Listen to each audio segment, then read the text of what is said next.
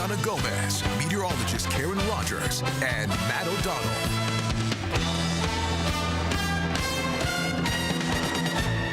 The trash is finally coming off the streets. Residential collection begins in Philadelphia again as District Council 33 members vote on their new contract with the city. A family reunion inside a popular city park may have saved a child. People jumped into action when he was hanging from that slide and fell. Having a heart to help a young girl get a heart. We visit a special fundraiser to help a 5-year-old girl be able to live her life to the fullest. Good morning, everybody. It is Monday, July 14th, 4:30 a.m. Matt Pellman standing by with weather and traffic. Hope you both had a great weekend. Yeah. And it sounds like, I know at least last week we were talking about another heat wave coming. Matt, how's it looking this week? We're actually wrapping one up, so it ended up being pretty hot over the weekend. It was a nice weekend, but we made it up to 90 degrees Friday, 91 Saturday, 92 degrees yesterday. That's 3 days in a row at 90 or above, meaning that was heat wave number 4. We don't expect to go quite that high today. We're thinking a high around 86 today, which would break heat wave number 4. And once again this week, in addition to hot temperatures, it's going to be very high humidity and pop-up storms a lot of the time. So flood watch already into effect once again for this afternoon and this evening. As you head out this morning, we just have a few patches of fog. Western Berks County, I see one. If you're down the shore in Wildwood, 7-mile visibility. So that's not terrible, but it's also not perfect.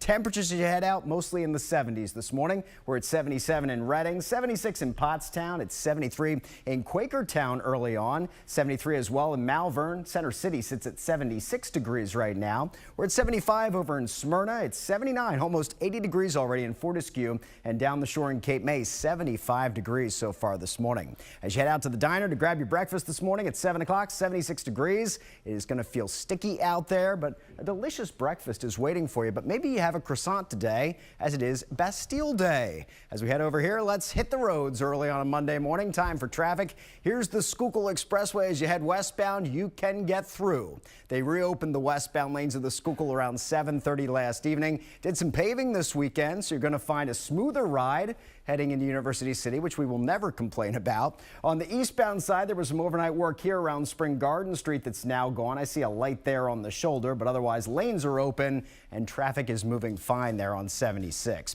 Out here in Chester County, where 202 and 30 meet up, we've been watching some police activity on these ramps. I still see a truck off to the side here. This will be the ramp from 30 to go north on 202. So watch out for that police activity. Over in Middletown Township, Delco, we're still watching a downed tree along 352 early this morning, so might have to swerve around to miss that. Just be aware that it's out there. Here's 95 southbound side. They got the lanes reopened a little bit early here by Penn's Landing. So all the overnight construction is gone. You're back in business. Heading northbound, they say there's still a little work here around Penn's Landing, but I'm not seeing any delays with it. And in Delaware, 295, if you're heading up toward the Delaware Memorial Bridge, no problems so far, and we hope it stays that way.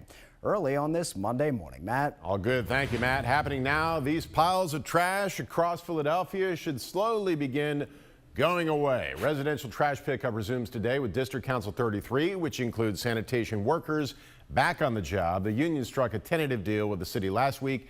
Union members are voting on the terms today. Action News reporter Katie Catra says residents are relieved the city is finally getting cleaned up. It hits your nose first, and then you catch it with your eyes, and it's horrible. People living in Philadelphia say the piles of trash on the sidewalks are unbearable. It's disappointing. It smells bad. The trash piled up after more than 9,000 blue-collar employees from District Council 33 walked off the job July 1st, seeking better pay and benefits after negotiations with the city failed. Its membership includes sanitation workers. The union says they earn an average of $46,000 a year. People need to be able to live and work in the cities that they take care of. And I hope that this actually shows Philadelphians how important our sanitation workers are. Residents had to hold on to trash or take it to designated sites, but some had just left trash to rot curbside since the start of the strike. We had to go drop it off at one of those communal dumpsters they put up, so that was a little bit of an inconvenience. On Wednesday, the union reached a tentative agreement with the city. It gives workers a 3% raise in each of the next 3 years. It's far from the union's quest for 5% annual pay hikes. After taking days to clear temporary trash sites and illegal dumps, residential trash collection is set to resume. I'm glad that they are, figuring out and picking up the trash, but I also think that our sanitation workers and everyone who went on strike should have gotten more. Union members must still ratify the agreement. Results are expected July 21st. If union members don't approve the deal, then leaders would have to go back to the drawing board. Reporting in Spring Garden, Katie Catro, Channel 6, Action News.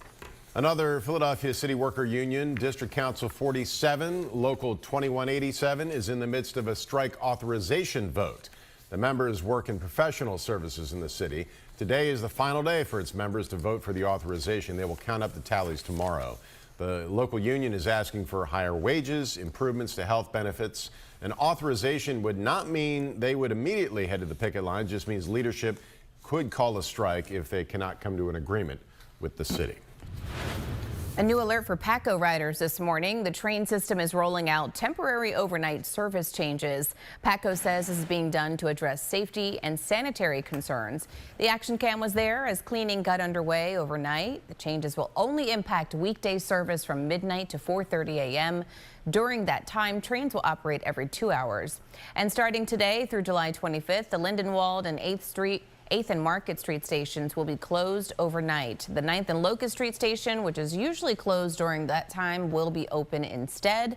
More changes are set to roll out through the end of August. A family reunion in FDR Park may have spared a young boy from serious injury. An Action News viewer sent us this video of the child climbing on top of that tube slide at Anna Verna Playground, and he fell. But thanks to the quick reflexes of some onlookers at the reunion, the boy is okay. Action News photojournalist Dave Edwards shares the story. I saw this park and I was like, man, that's amazing how big those slides are, how nice it looks with all the silver and everything. Yesterday under this pavilion over here, we were having our family reunion. I was over there playing cards and I heard somebody yell out, he's on the outside. And when I heard him say he's on the outside, I actually turned around to try to see what was going on, and I saw a kid and he was climbing up this slide, but he was on the top of it. He was 3, he could have been no older than 4. He was actually up towards that last joint up there. Me and a couple of other people ran over. I yelled for him to stop. He actually stopped because I was thinking that if he could stop where he was, then someone could get in position to catch him. And when they yelled, come back down, he started to slide down, and that's when he fell. I was actually thinking, oh my goodness, I don't know if somebody's going to be able to catch him, and I don't know what the outcome is going to be. Even though it happened so fast, it was like it was moving in slow motion. The main thing was try to catch him, and I actually tried to run and catch him. But from my position where I wasn't able to get to him in time. Luckily, one of my cousins and another gentleman was there, and they were able to dive and catch him to stop the impact. It softened the blow, and he hit the ground, he bounced. You can hear the impact. He seemed to be fine. He was just a little shaken up. His grandmother got him and walked him around, and he was fine afterward. Thank God for the band family reunion. We were here for a reason. Watch your kids, always look out for them, make sure they're safe, because you never know what could happen. It happened that fast in a blink of an eye, and I want to give a shout out to my family, Bell family. I love y'all, and hopefully we'll do it again next year. Right place, right time for that situation. Well, one person has died following a triple shooting over the weekend in Levittown, Bucks County. Police were initially called to a home on Kwikset Road around 10:30 Saturday night for reports of somebody with a gun. When they arrived, officers found a man had been shot outside the home, and he died at the scene. 2 other people, a woman and a man, also suffered gunshot wounds. Both were taken to the hospital and are expected to recover. Police say everyone involved knew each other, and there's no threat to the public.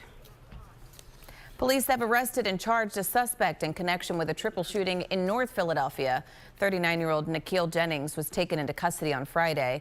The shooting happened early Wednesday morning along the 2600 block of Cecil B. Moore Avenue. Jennings is accused of shooting 2 men and a woman. The victims are expected to survive. 2 women are dead after a gunman opened fire at a Baptist church in Kentucky yesterday morning. 2 other church members at the Lexington church were injured in the shooting, one critically. Law enforcement says it began when police pulled over the gunman for a traffic stop earlier that morning. He shot and injured the state trooper and fled. Then police say the gunman carjacked another vehicle and ended up at Richmond Road Baptist Church. The suspect was shot by responding law enforcement and was pronounced deceased at the scene. Police are investigating whether the gunman had a connection to that church. Good Morning America will have the latest on the church shooting in Kentucky at 7 a.m. An event this weekend in Camden helped raise money for a little girl battling a rare heart condition. The strength of the community shined as dozens of family, friends, and even strangers came out in support for the family. 5-year-old Melanie Hunter is currently undergoing treatment, and her parents say will need a heart transplant. Children at the event made friendship bracelets to lift her spirits and show love. Others enjoyed lemonade and music.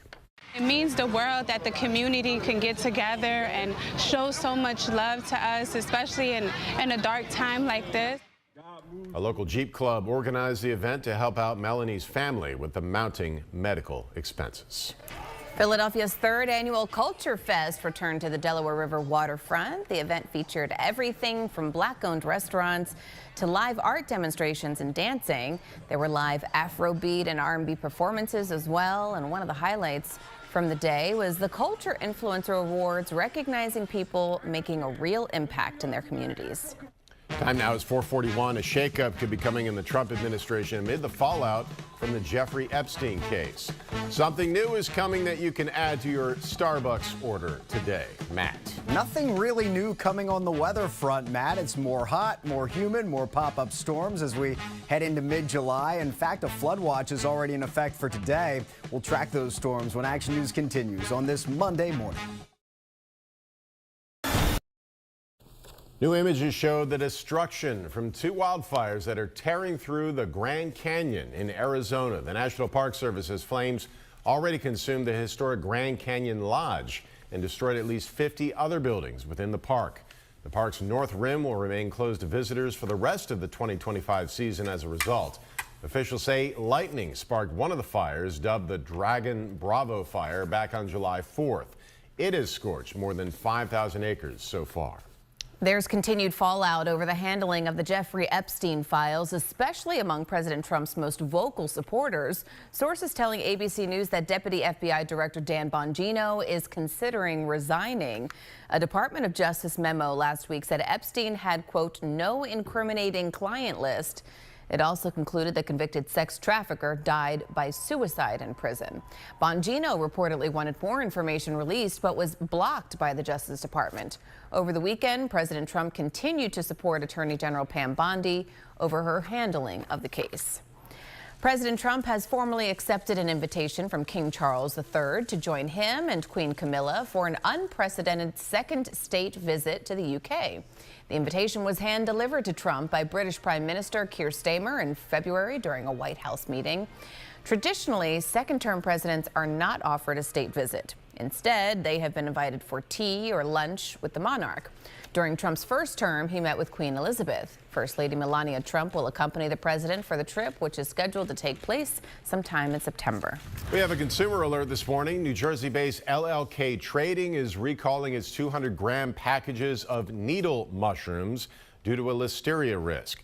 The company says if eaten, the mushrooms could pose a serious risk to young children, older people, or those with weakened immune systems. It does not have any reports of people getting ill from the mushrooms. The FDA spotted the possible contamination during a routine test. Anyone who has the product should throw it away or return it to where it was purchased for a full refund. Another company recalled a popular chocolate treat because it may contain milk not listed on the label. Weaver Nut Company issued a voluntary recall of semi-sweet chocolate nonpareils.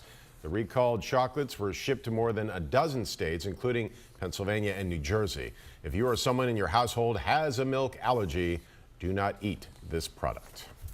It's 4:47 on this Monday morning. We're taking a live look right now from Sky 6. So from our Brandywine camera, looking at the Center City skyline. It's 75 degrees, feeling a little muggy out there. Let's check in with Matt Pellman to see what else is in store for the week. Hey, Matt. Seeing lots of clouds out there early this morning, Aliana, but you might be able to catch a glimpse of the moon. I know I did on my way in. It is muggy out there. It's pretty mild as far as temperatures go. 73 degrees already this morning in Coatesville. We're sitting at 76 in Pottstown and in Center City.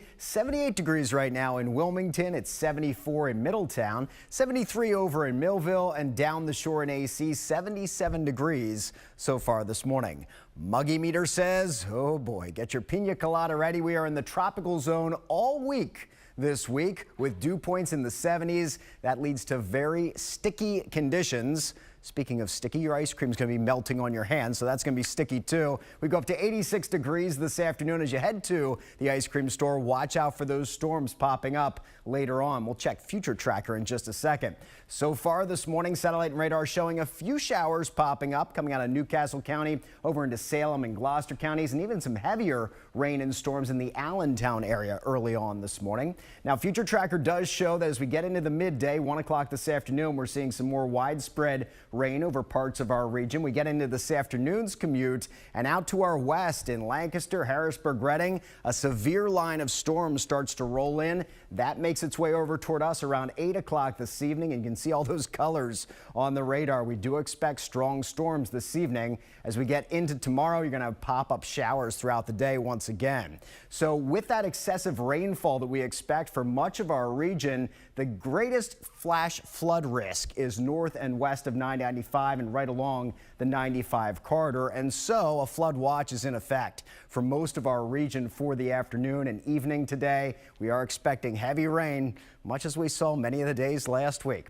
If you're down the shore the next couple days, here's what we're looking at. Highs right around 80 degrees today with a chance of storms. And then tomorrow, an even better chance of storms. We're in the low 80s for your Tuesday down the shore. If you're traveling farther, well, maybe Atlanta, 94 degrees, mostly sunny skies today. We've got storms in Tampa, 88 degrees. If you're heading to Beale Street in Memphis, 90 degrees today. Bourbon Street in New Orleans has 88 degrees and some storms. It's cloudy in San Antonio, 93 degrees today. We're also 93 in Eugene, Oregon, 65, a little cooler there by the bay in San Francisco, and 112, nice and toasty on the Strip in Las Vegas.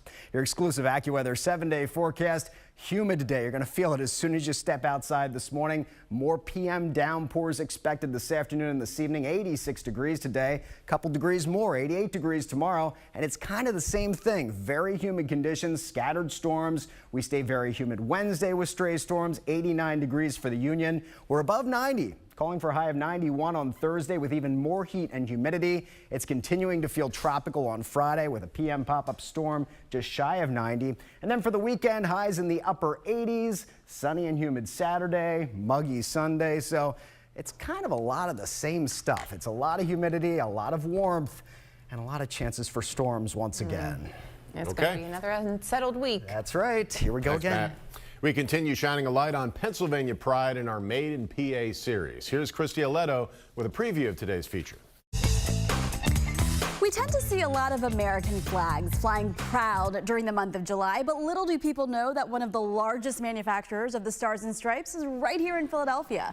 Humphrey's Flag Company in Old City has been threaded in tradition since 1864. That company started out making sails for ships, but custom flags and banners became their flagship products. Philadelphia has a real rich manufacturing history, and so it's really cool that we get to continue the legacy of manufacturing in Pennsylvania and doing something so iconic as the flag. You know, it's something actually that's very, very special. Today at 4:30, we go to the Market Street Business and show you the most iconic flags made in PA.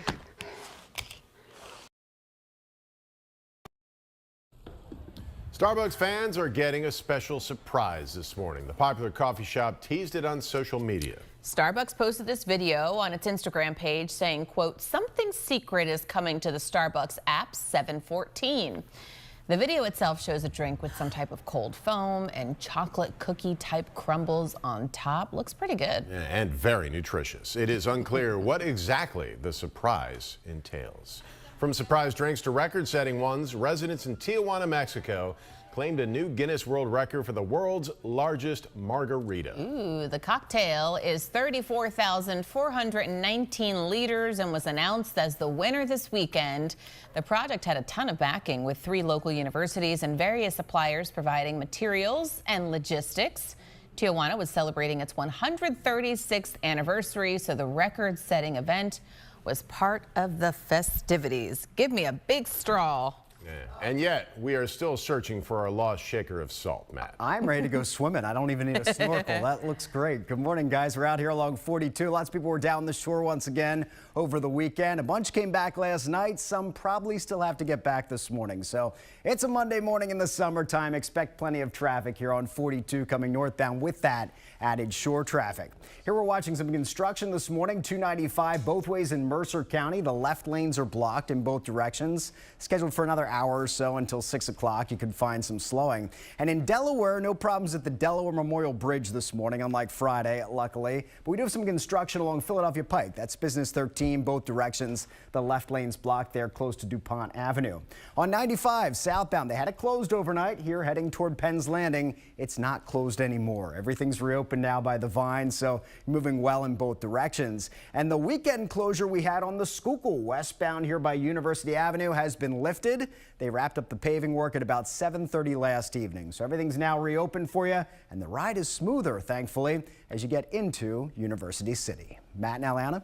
All right, Matt, thank you. It's 4:56, and let's take a live look from Sky 6 right now. Meteorologist Peyton Domschke tracking some showers and thunderstorms later today. A baseball diamond becomes a baseball diner as a minor league team in North Jersey celebrates all that is good about breakfast.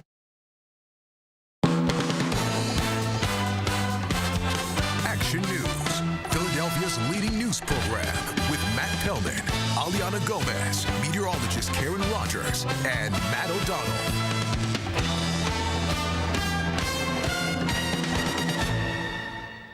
Good morning. It's 5 a.m. on this Monday, July 14th. Philadelphia police are investigating a deadly shooting that could be the result of an attempted carjacking. Finally, it is time for some spring cleaning in the summertime. Trash pickup resumes in Philadelphia as members of District Council 33 vote on the tentative deal that sent them back to work.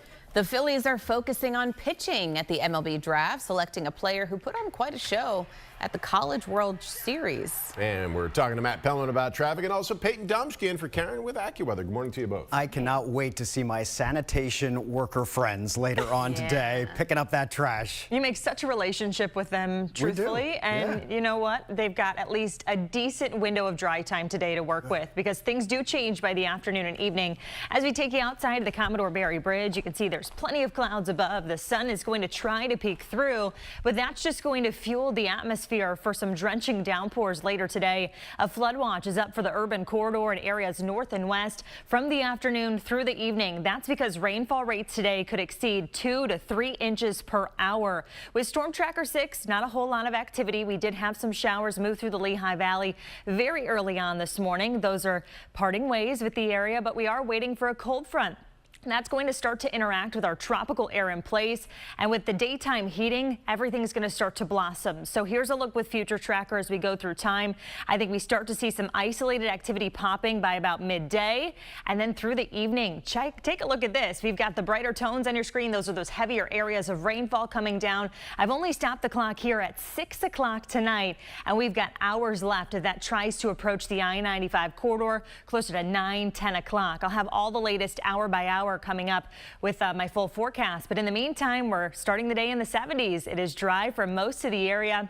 That spot shower or storm chance can't be ruled out starting midday, but we're back in the 80s by about 10 o'clock this morning. And Matt Pellman, we're actually stuck in the 80s today, so a little different than yesterday's low 90s around here, but we're back there sometime soon. I've got the latest in just minutes. Okie dokes, Peyton. In advance of those storms, we got some shiny new pavement. It's literally shiny as you drive in the darkness on the Schuylkill Expressway westbound side. They were out here working in University City over the weekend. It was completely shut down on the westbound side. They got everything reopened about 7:30 last evening. So it's a nice smooth ride westbound on 76 for you early this morning. Eastbound side, there was some overnight work here around Spring Garden Street that's now gone. So we're fine in both directions here on the Schuylkill Expressway. Out on 422, no complaints so far. As you come eastbound and head in toward the St. Gabe's curve in King of Prussia, we're moving well. Out here in Exton, we have been watching some police activity on the ramps that connect 202 with 30. There's a truck off to the side, but but it looks like you can get by on those ramps. Just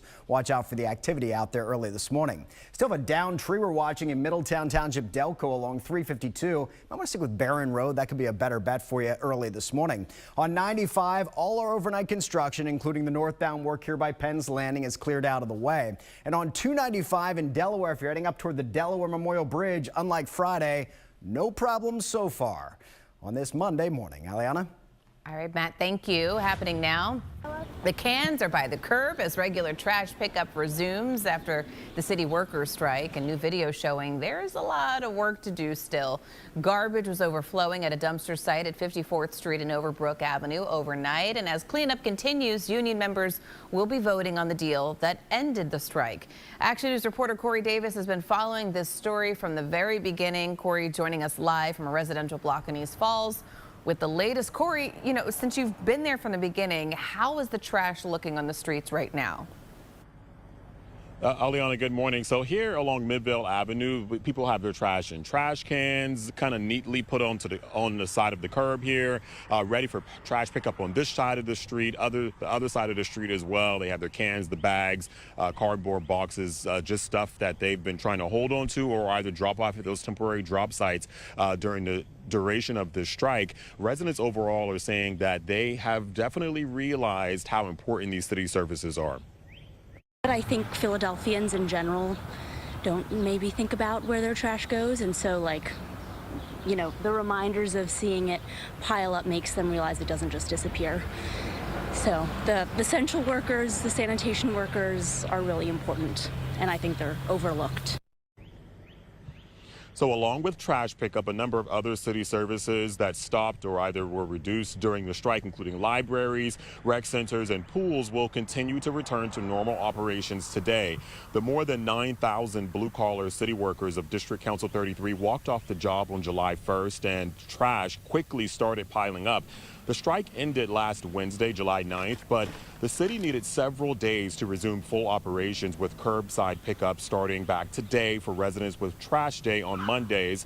Union officials say on average, members of DC 33 earn $46,000 a year. Under the tentative agreement, they'll receive a 3% raise in each of the next 3 years with a $1,500 bonus for the first year.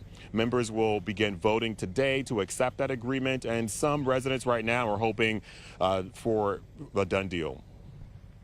I hope so. Yeah, I'm glad that they got a raise. It's well deserved. But yeah, just as little old me walking my dog, hoping for the garbage to get picked up. I'm happy to see it coming to an end. All right, so the union will have the entire week. Members will be able to cast their vote any day this week, with the final results being counted and released on Monday. So we'll find out for sure if DC 33 does, in fact, approve this deal. Reporting live here in East Falls, Corey Davis, Channel 6 Action News. Yes, we shall see. Thank you, Corey. Police are looking for a suspect in a deadly shooting in West Philadelphia that detectives are investigating as an attempted carjacking. It happened at 63rd and Vine Streets at 5 p.m. yesterday. When officers arrived at the scene, they found a 67-year-old man had been shot repeatedly. The engine of his gray Ford Fusion was still running. Officers rushed him to the hospital where he later died. Police did not make any arrests. Police in the Lehigh Valley are having a difficult time investigating a shooting that injured 5 people. They rushed to the 100 block of East Wilkes-Barre Street in Easton late Saturday night. Authorities say it appears to be a targeted incident and that none of the victims are cooperating in the investigation. All 5 victims are expected to survive. European trade ministers are expected to meet today after President Donald Trump announced 30% tariffs on both the EU and Mexico over the weekend. The 30% tariff is set to go into effect on August 1st. Mexico blasted the move as, quote, unfair. The European Union warned of countermeasures, and this morning many small businesses are left in limbo trying to prepare. If we can't fill our stores, we can't make sales, which means we can't stay open. Despite trying to stockpile goods, Virginia toy store owner Amy Rutherford says nearly all of her inventory comes from China or Europe. Starting today, the U.S. is pulling out of a 3-decade-old tomato price agreement with Mexico. The move is to make way for nearly 21% tariffs on most Mexican tomato imports, and that could mean higher prices at the grocery store on tomato-based foods, including ketchup and salsa. However, some companies like Heinz won't be affected by the tariffs because of their use of tomatoes grown and produced in the U.S.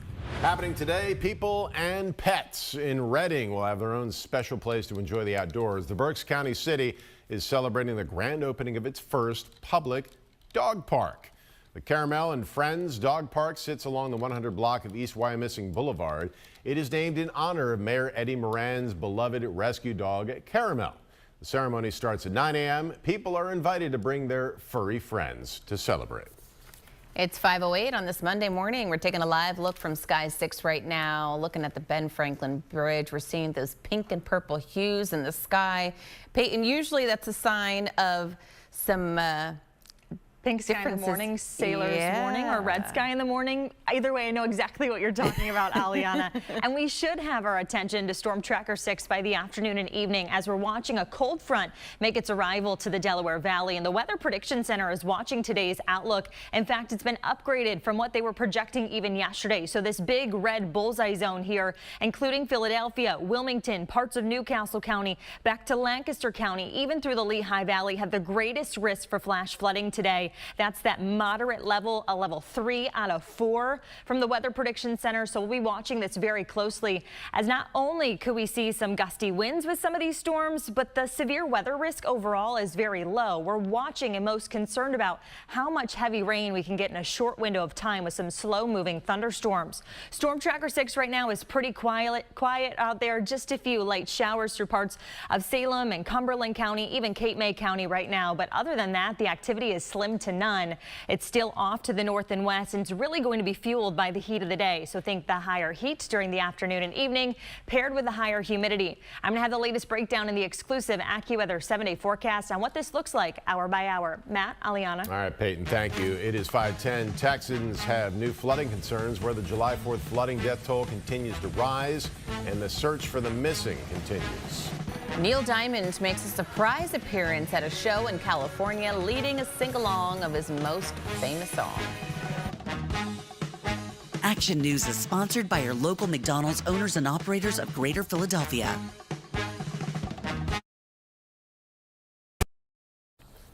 Search and recovery efforts continue in Central Texas following those devastating July 4th floods. Operations were temporarily paused yesterday as the area dealt with another round of severe weather.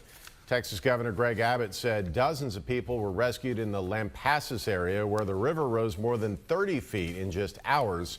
Authorities say 132 people are now confirmed dead. More than 160 others are still missing. Well, things were more than so good for a crowd of theater goers in Los Angeles. They'd come out to see A Beautiful Noise, the Neil Diamond musical, but little did they know the music legend was right there with them in the audience.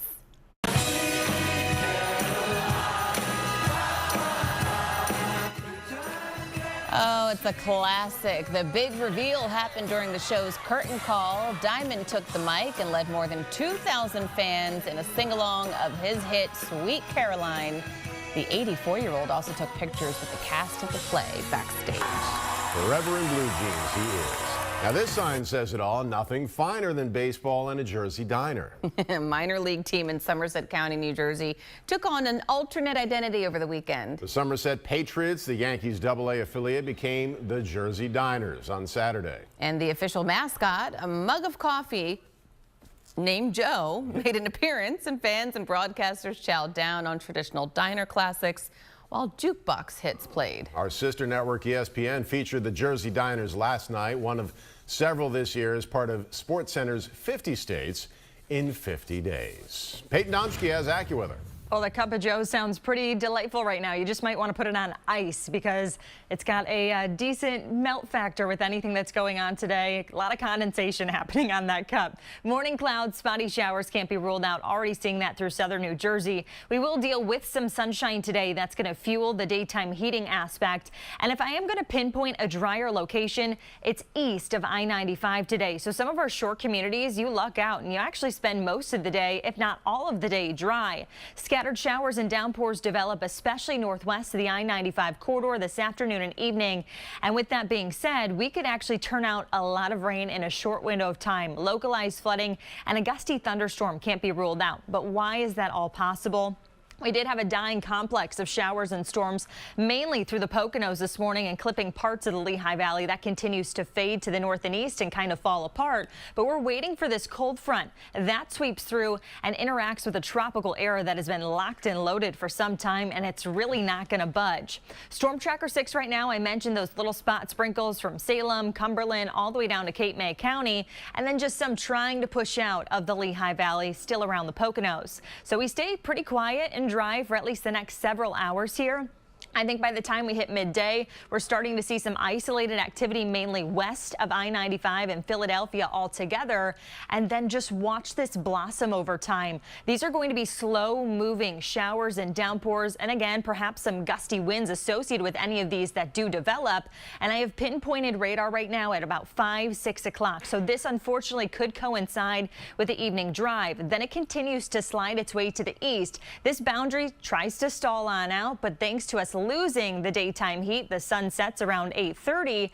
I think we start to see the fizzle out of some of this bullish activity that really takes shape during the afternoon and evening. Pink skies above from the Ben Franklin Bridge. It's 76 right now for Philadelphia. And that wall of water, you hit it as soon as you step outside. That's that muggy meter staying elevated. 74 in Chalfont, 73 in Millville. And again, hours of dry time, even mixing in a little sunshine. It may even be a little brighter down the shore. In your exclusive AccuWeather 7-day forecast, 86 today. Watching that threat for flooding downpours this afternoon and evening. We've got another scattered storm chance tomorrow. It's looking more isolated hour by hour as we get some of the latest guidance in here, but just driven by the heat and humidity, we can't rule out a rain chance almost each and every single day. If I'm going to think one day is a little drier, perhaps it's Thursday right now, but the boys of summer, Matt Pellman, back in town on Friday, and we'll be watching Storm Tracker 6 yet again. Of course you will. Good morning, Peyton. Hope you had a nice weekend, everybody. Out here, not a bad start at our good buddy Ben, the Ben Franklin Bridge early this morning, but at the Burlington-Bristol Bridge, Triple B, it's up for a northbound ship at the moment. So don't head there, maybe Turnpike Connector Bridge instead, but it shouldn't be up a whole lot longer. A little bit farther north, we have construction going on 295 in Mercer County. It's been slowing us down a little bit this morning, especially in the northbound direction. So if you can avoid that for the next 40 minutes or so, I think I would. Here's 42 by 295. I'm expecting some extra shore traffic coming northbound this morning. So far, we see a little bit of it out there, but it's not too bad. 309, there was a bunch of work over the weekend at 5 points. That's now cleared out of the way. We're moving fine. And over in East Norton by Foreman Eye Associates. Watch out for a disabled vehicle. Just got word of this along Germantown Pike at Arch Road. Matt? Thanks, Matt. Best-selling author James Patterson wrote a new book about the Idaho college murders and the man who pleaded guilty of the crime, Poconos native Brian Kohberger. ABC's Andrew Dimbert has the details.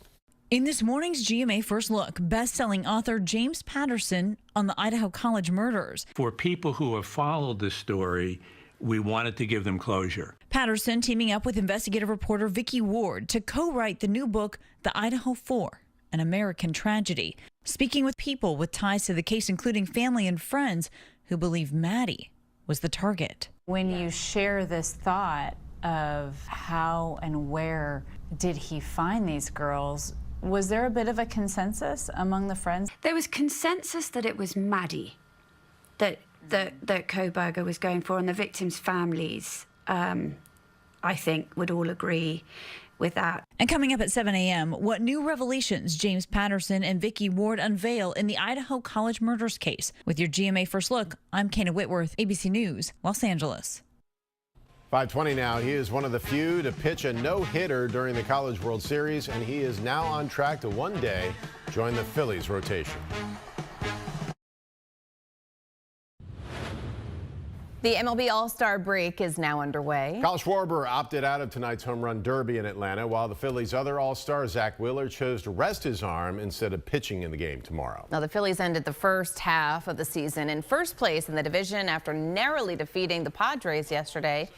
JT Realmuto doubled in Bryce Harper with the go-ahead run-in in the 8th inning.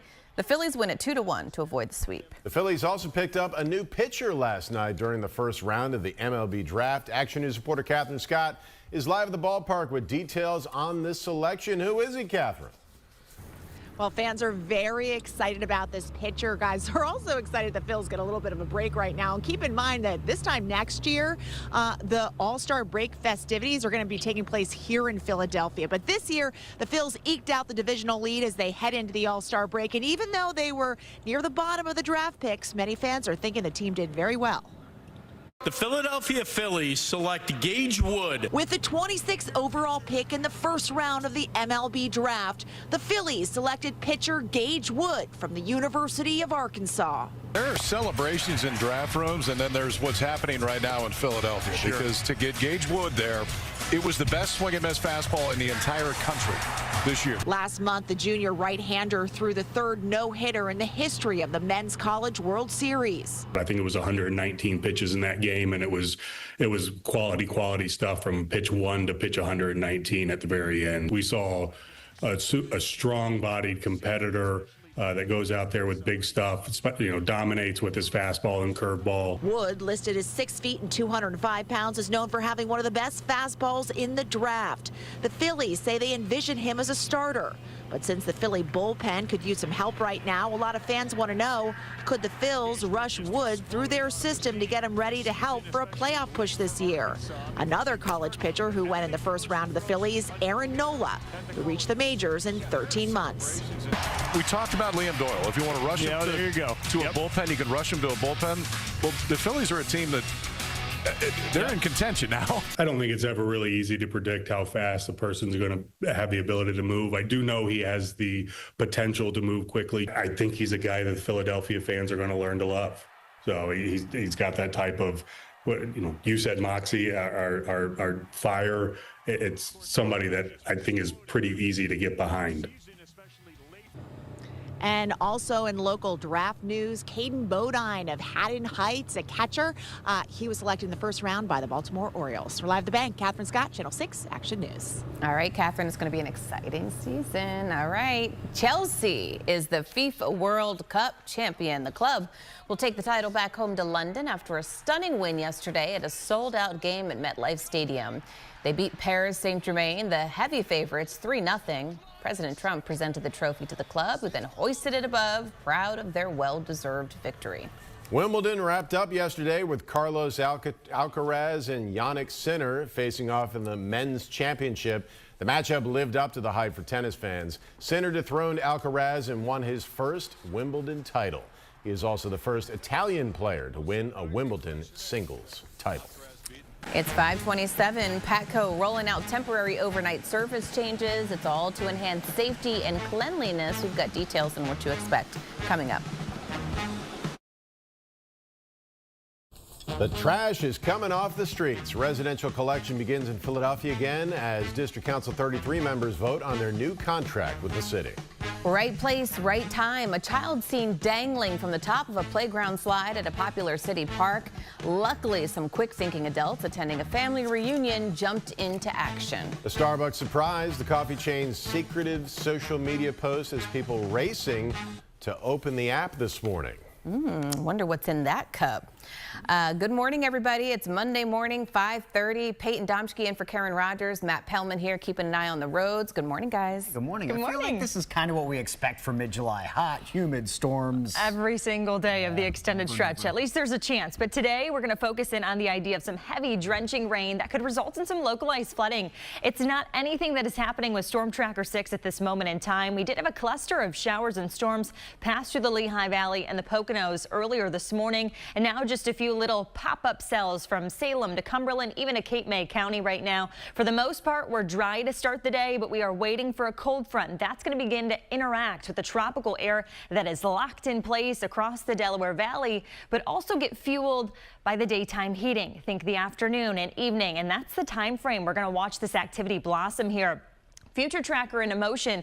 I've stopped the clock 6 o'clock. The northwest suburbs, the Lehigh Valley, and our exclusive radar site in Lancaster County will be the first to pick up on this heavy, slow-moving showers and thunderstorms across the area. In fact, a flood watch is up for this afternoon and evening for the urban corridor areas to the north and west, including some that I just named, like Lancaster to Pottstown, Doylestown, Philly, Wilmington, even Trenton included in this watch, all because rainfall rates could exceed 2 to 3 inches per hour. So again, And those that see the activity first later today will be the Lehigh Valley, and then the city, and then perhaps the shore way late today. There's a low risk for rip currents today down the shore, some sunshine. I think that may be the brightest zone today, but also the one that stays the driest. So there's a lot to pinpoint in the exclusive AccuWeather 7-day. Matt Pellman will dive into more details and take Future Tracker hour by hour so people know how to plan their Monday. It's always best to be down the shore. That's a good rule of thumb. Always. Good morning, Peyton. Good morning, everybody. So out here this morning, I'm sure some people are wondering, is the Schuylkill I-76 reopened after that big westbound closure over the weekend? It is. They got it open about 7:30 last evening. So westbound Schuylkill back in business for you this morning as you travel towards South Street. And that right lane is much smoother than it was before the weekend, before they did the paving. Farther west, here's the Schuylkill I-76 by the boulevard. No problems. But we are getting word of a new crash, and I see some emergency crews responding right now here near Westchester. This is 202 northbound near Matlack Street. We have emergency crews on the scene. We've got one lane squeezing by, but watch out for this new crash on 202 northbound side. At least if you're coming off 30 at 202, our accident here, the police activity that was affecting some of the ramps, has been cleared out of the way. And the disabled vehicle we had in East Norton by Foreman Eye Associates is now gone from Germantown Pike at Arch Road. Not bad on the Pennsylvania Turnpike, and now it's not bad at the Burlington-Bristol Bridge. That northbound ship has gone through, so bridge is back down. Go ahead and use it. Over on 295 in Mercer County, we're still watching construction, especially slowing us down as you head northbound toward Route 1. There's a patch of slowing. That work should be gone in the next half hour. And on 295 in Delaware, if you're bound for the Delaware Memorial Bridge this morning, no problems. It's dry. Looks like a pretty nice sunrise early on this Monday morning. Matt? Sure does, Matt. Happening now, these piles of trash across Philadelphia should slowly begin going away. Residential trash pickup resumes today with District Council 33, which includes sanitation workers, back on the job. The union struck a tentative deal with the city last week. Union members are voting on the terms today. Action News reporter Corey Davis is live in the East Falls section, awaiting the cleanup crews. Matt, good morning. East Falls, Manayunk, neighborhoods like that with trash pickup typically on Mondays will be the first to see their services resume back to normal. Lots of trash cans and bags placed out here neatly along the curb here along Midvale Avenue, on this side of the street, across the street as well. Residents say they just have to wait this out. They know that it will take several days to catch up. It's about time, but also, like, I feel like it's a big job for whoever comes through. It's kind of made a mess of the city. In the city, there's a lot of moving parts. You can't expect everything to work perfectly forever. So when something like this happens, you kind of just have to take the punches as it comes.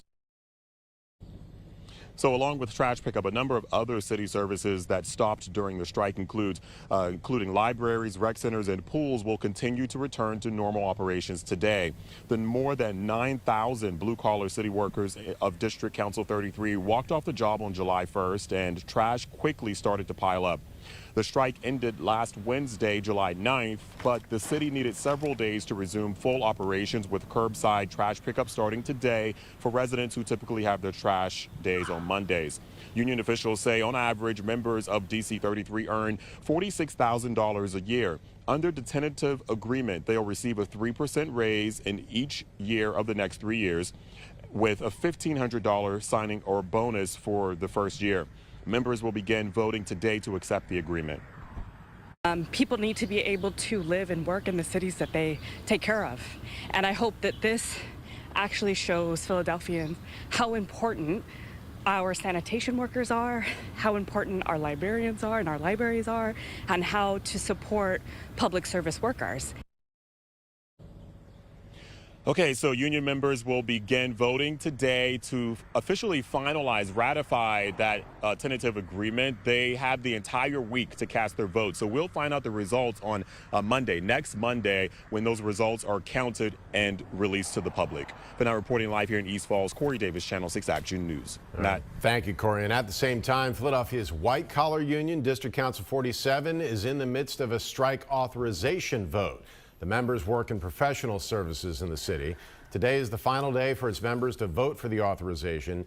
Union leaders tally the numbers tomorrow. DC 47 wants higher wages and improvements to health benefits.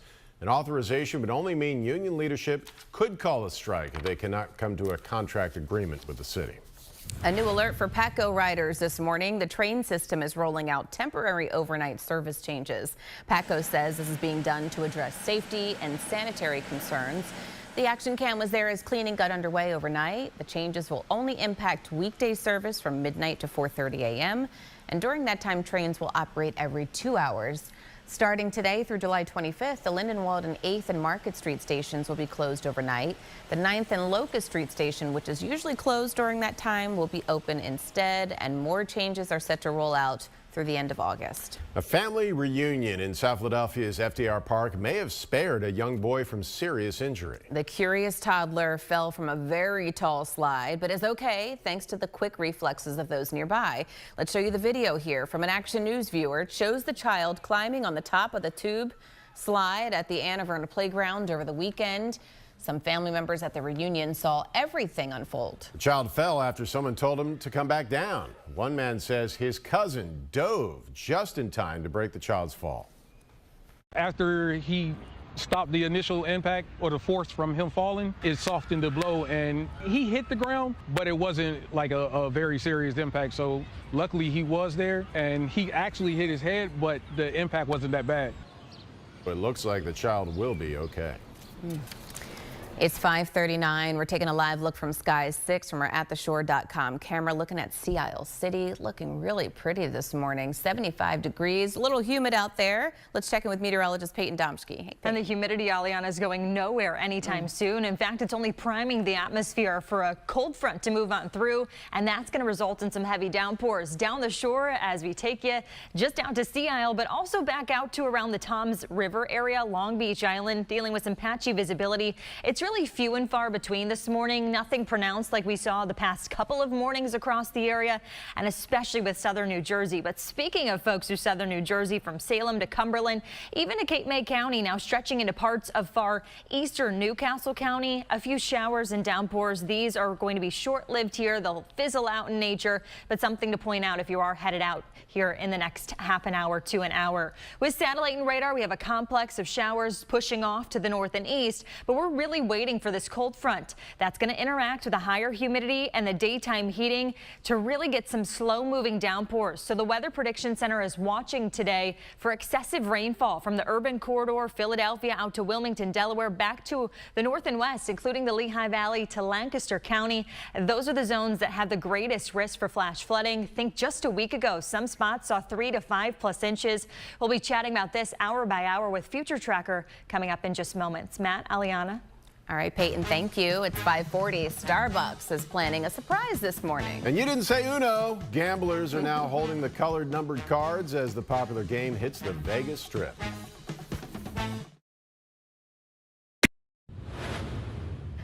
Today's Morning Buzz is a real wild card. A lucky winner will be holding game night at an Uno-themed social club in Las Vegas this weekend. The Palms Casino Resort teamed up with Mattel for the experience. The suite will feature vibrant decor inspired by the colors of the card game. The winners will get their very own private dealers, and they'll play new versions of Uno as well. They include Uno teams with players paired up to win, no mercy rules with more cards and tougher penalties, and Uno Golf, which means the players with the lowest score wins. Oh, just like golf. Mattel says this suite in Vegas is just the beginning. Fans should expect more social clubs in major U.S. cities later this year, so stay tuned, Atlantic City. Maybe it's in the cards. That would be nice. How are you at Uno? Is that a game that you like to play? Kill you all. Oh, please. Game. All. I will hit you with a draw 4 so fast. Oh, yeah? Head spin. I'll do a I'm going to stack +2 ×2. Yeah, over and over and over again. It's going to come right back around to you, Matt O'Donnell. Yeah. I think that you would be even a sore winner. I think you'd rub it in everyone's face. What makes you think that? Just a thing or two. I've heard your golf game. Oh, yeah? You like to brag. You're on. Ooh. No, I don't. I'm just here for the tea. Where's my coffee? I would have just... Mother Nature is going to try to show off as we head through the afternoon and evening, but temporarily we've got the clouds above, some breaks of blue trying to sneak on in there, and a few spotty showers, especially through southern New Jersey this morning. With that sunshine, I think a brighter zone, if I'm going to point out somewhere that stays a little drier today, it's going to be east of I-95, especially down the shore. You may not see a storm at all today, or perhaps just late today. Scattered showers and downpours start to blossom and develop northwest of the I-95 corridor as we head through the afternoon and into the evening. Now, anything that does set up could lead to some localized flooding concerns. There is a flood watch already posted for the urban corridor in areas north and west. A gusty thunderstorm could also exist, but the severe weather parameters are pretty low, considering how much moisture is going to move on through here. With satellite radar, we're watching a complex continue to fade to the north and east. Just a few spot showers through southern New Jersey, with a cold front still back around Cleveland, Ohio. This is a slow mover, and so with Storm Tracker 6, anything that we're watching this morning is really not of concern as to what's set to develop during the second half of the day. So isolated in nature to start the day. During the heat of the day, as we break some of that sunshine out, the coverage will start to really come into fruition. By about lunchtime here, Lehigh Valley, northwest suburbs along the I-95 corridor, just a few little cells, but you can see the activity is only going up from here. 6 o'clock, this could coincide with the evening drive. Perhaps the kids have activities outside. From Lancaster County to Allentown, the northwest suburbs starting to get hit hard. These are going to be slow movers, dumping a lot of rain in a short window of time. Perhaps rainfall rates 2 to 3+ inches an hour. So again, some of those areas that are expected to get rainfall today were hit hard just a week ago. This continues to fizzle as we lose that source of daytime heating. The sun sets around 8:30, so we will keep the idea of still some showers, maybe a rogue downpour around close to midnight. But in the meantime, it is dry for most of you this morning. The clouds are above, and it's 77 degrees. That tropical air, the air that you can wear, it is already outside and doing its thing. 74 Chalfont, 76 in Sea Isle, 77 in Reading. In your exclusive AccuWeather 7-day, 86 today. That's going to be capped by all the activity we experience later today. And tomorrow's actually trending drier. The front actually looks to clear the area a little bit more so than what it was expected to do yesterday. So we could see more sunshine. Isolated storms, I think, better east of the city tomorrow. And then essentially an everyday occurrence of a shower or storm chance, with the heat pretty high, but that's typical for this time of the year. Just remember, months ago, people were asking for this. They'll be asking for cooler weather sometime soon. Okay. I will take this any day over the cold My finger's stuff, not pointed at him because I know he loves the shore, and I know he loves the heat this time of year. I'll take the heat, but maybe a little less humidity would be good. As we head outside this morning, a little less traffic would be good here. It's 202 northbound side. Can you see the locked up traffic here heading up toward an accident scene that's right behind the tree? Here by Matlack Street, one of the 2 lanes blocked. 202 northbound as you head up toward Westchester. Also have a crash here, but they're clearing it out right now. There goes the vehicle that was involved on the flatbed tow truck. It's here along Ridge Pike at Allenwood Road. Police clearing the scene too, close to the IKEA. Travel times look good on the Turnpike and the Schuylkill. About a 5-minute delay so far on 95 southbound through the work zone. And 295 northbound in Mercer County, speeds in the teens and 20s. That's because of construction. Grab your croissant as you head out this morning. We say bonjour on this Bastille Day. And sticking with the French theme, it's Grand Marnier Day, that French orange liqueur. We're eating mac and cheese. Don't have to tell me twice. It's National Mac and Cheese Day. And after you eat copious amounts of mac and cheese, you may not want to see yourself nude, but it is Nude Day. It's Pandemonium Day, Tape Measure Day. We're celebrating town criers, if there are any of them left. It's the International Non-Binary Peoples Day, Shark Awareness Day, and we had this conundrum last week. It is National Be Nice to Bugs Day. Yeah. There was a spider here. We didn't know what to do. I sense a lot of eyes on me. Yeah. Listen, I don't like spiders. That's understandable. What did you tell us to do to it? Stomp it out. No, Kill it. It was a big one. It was we right let him here. get away. Let him outside. I was trying to protect you because Oh, thank Matt you. O'Donnell It was willing right to here. let it just roam around here, and I was like, it's going to sneak up on Matt Pellman. We got to kill it. We all made it out okay. He's my bud. Thank goodness. He was very offended. He's off in the streets of Philadelphia now. That's right. The company is recalling a popular chocolate treat because it may contain milk not listed on the label. Weaver Nut Company issued a voluntary recall of semi-sweet chocolate nonpareils. The recalled chocolates were shipped to more than a dozen states, including Pennsylvania and New Jersey. If you or someone in your household has a milk allergy, do not eat this product. Starbucks fans are getting a special surprise this morning. The popular coffee shop teased it on social media. Yes, Starbucks posted this video on its Instagram page saying, quote, something secret is coming to the Starbucks app on 7/14. which is today. The video itself shows a drink with some type of cold foam and chocolate cookie type crumbles on top. Could it maybe be like a mocha Oreo cookie frappe? It's definitely not a black coffee. It's unclear exactly what the surprise entails, so just go get one. From surprise drinks to record-setting ones, residents in Tijuana, Mexico claimed a new Guinness World Record for the world's largest margarita. The cocktail is 34,419 liters and was announced as the winner this weekend. The project had a ton of backing, with 3 local universities and various suppliers providing materials and logistics. Tijuana was celebrating its 136th anniversary, so the record-setting event was part of the festivities, and afterwards everybody brought out a straw and got to sip it. 5:51 now. Firefighters believe a lightning strike earlier this month touched off a wildfire that destroyed the iconic lodge at the Grand Canyon. 2 women are dead after a gunman opened fire at a Baptist church in Kentucky yesterday morning. 2 other church members at the Lexington church were injured in the shooting, one critically. Law enforcement says this began when police pulled over the gunman for a traffic stop earlier that morning. He shot and injured the state trooper and fled. Then police say the gunman carjacked another vehicle and ended up at the Richmond Road Baptist Church. The suspect was shot by responding law enforcement and was pronounced deceased at the scene. Police are investigating whether the gunman had some type of connection to that church. New images show the destruction from 2 wildfires that are tearing through the Grand Canyon in Arizona. The National Park Service says flames already consumed the historic Grand Canyon Lodge and destroyed at least 50 other buildings within the park. The park's north rim will remain closed to visitors for the rest of the 2025 season as a result. Officials say lightning sparked one of the fires, dubbed the Dragon Bravo Fire, back on July 4th.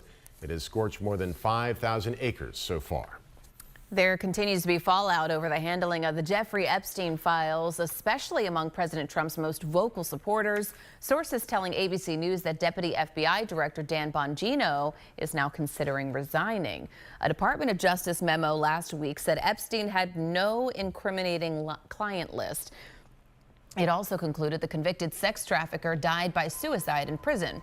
Now, Bongino reportedly wanted more information released, but was blocked by the Justice Department.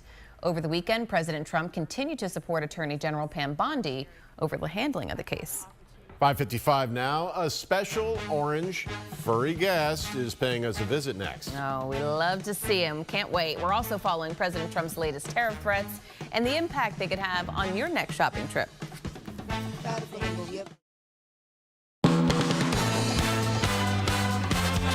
Action News, Philadelphia's leading news program with Matt Pellman, Aliana Gomez, meteorologist Karen Rogers, and Matt O'Donnell.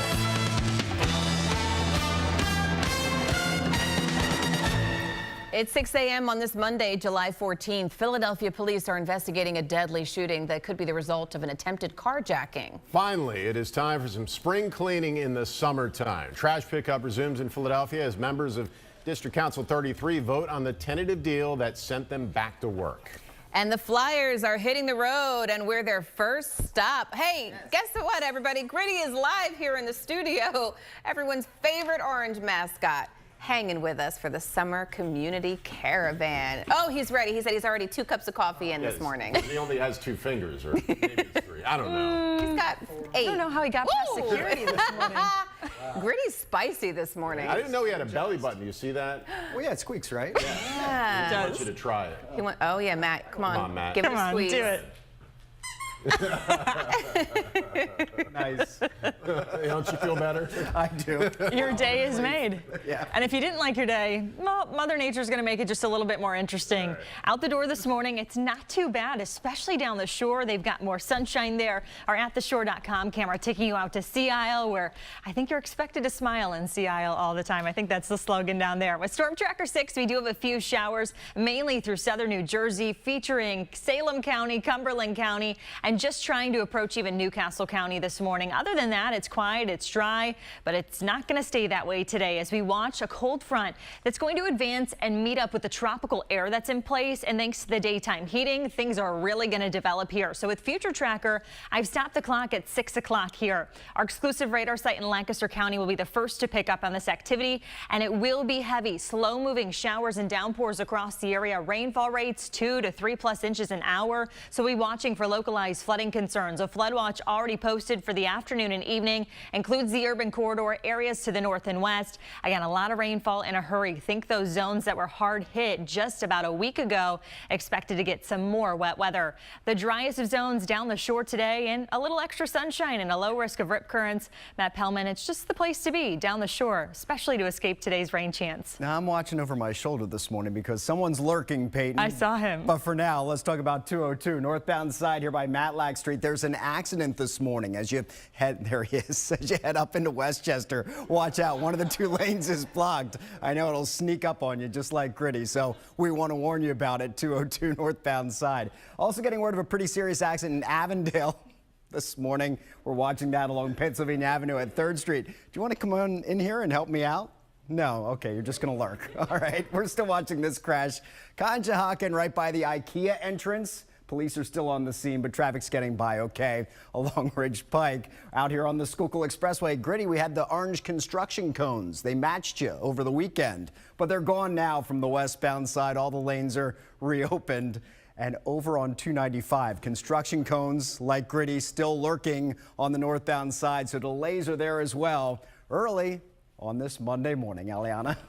Oh. Don't you always feel like somebody's watching you? Yes, you sure do. Absolutely. Happening now, the cans are by the curb as regular trash pickup resumes after the city workers strike. New video shows there is a lot of work to do. Garbage overflowing at a dumpster site at 54th and Overbrook Avenue overnight. And as cleanup continues this morning, union members will be voting on the deal that ended the strike. Action News reporter Corey Davis has been following this story from the start. He's joining us live from a residential block in East Falls, Corey, where their trash cans are lined up. Residents excited, happy, relieved that they'll finally be picked up. Aliana, good morning. Yeah, these trash cans here lined up with the trash bags on this side of the street, on the other side of Midvale Avenue as well. Neighborhoods like this one, East Falls, Manayunk, all across the city with Monday trash pickup days will be the first to get their services started back up again. Residents tell us that this is just a reminder of how important these services are to the city. But I think Philadelphians in general don't maybe think about where their trash goes, and so you know, the reminders of seeing it pile up makes them realize it doesn't just disappear. So the essential workers, the sanitation workers are really important, and I think they're overlooked. So along with trash pickup, a number of other city services that stopped during the strike, including libraries, rec centers, and pools, will continue to return to normal operations today. The more than 9,000 blue-collar city workers of District Council 33 walked off the job on July 1st, and trash quickly started to pile up. The strike ended last Wednesday, July 9th, but the city needed several days to resume full operations, with curbside trash pickup starting today for residents with trash on Mondays. Trash day on Mondays. Union officials say on average, members of DC 33 earn $46,000 a year.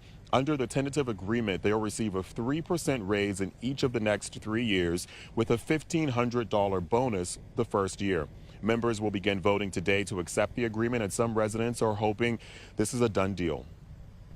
I hope so. Yeah, I'm glad that they got a raise. It's well deserved. But yeah, most, just as little old me walking my dog, hoping for the garbage to get picked up. I'm happy to see it coming to an end.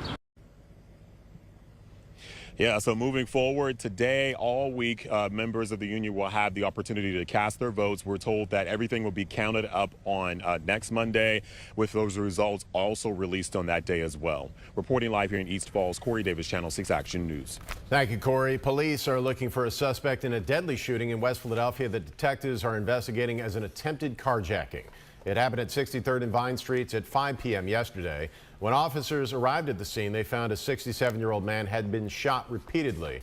The engine of his gray Ford Fusion was still running. Officers rushed him to the hospital where he later died. Police did not make any arrests. Police in the Lehigh Valley are having a difficult time investigating a shooting that injured 5 people. They rushed to the 100 block of East Wilkes-Barre Street in Easton late Saturday night.